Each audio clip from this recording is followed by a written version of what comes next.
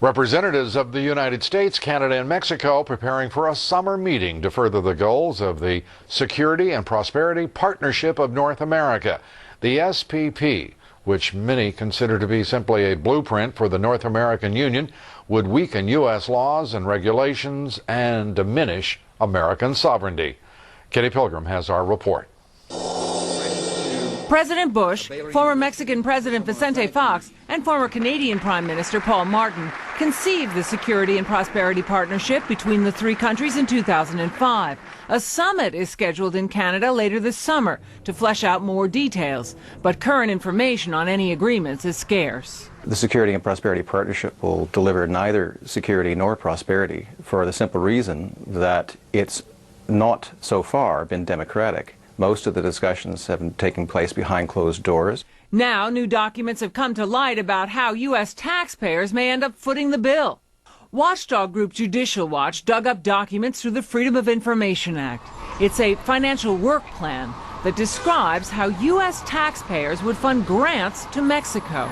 The work plan states the establishment of a grant fund for development with U.S. and Canadian resources to finance the development of physical infrastructure in Mexico. I don't like the idea of taxpayer money being spent on dubious government enterprises. And I certainly don't like the idea of taxpayer money being spent to build up Mexico's physical infrastructure. Mexico has plenty of inherent wealth as a result of its oil and as a result of the $20 billion or so a year that Mexican illegals here send through to Mexico. The group says the 10-page work plan for financial services was filed somewhat incongruously among health and human service records. U.S. taxpayers would not be alone. Canadian funds would also be committed to the project. Now, Judicial Watch is calling for complete transparency and disclosure on this. They say public and legislative oversight of the details of the SPP is cursory, and Judicial Watch is questioning how taxpayer money can be so lightly promised to other countries, Lou. Well, there are a lot of questions, and the fact is Judicial Watch is to be congratulated for its diligence in digging these new documents up.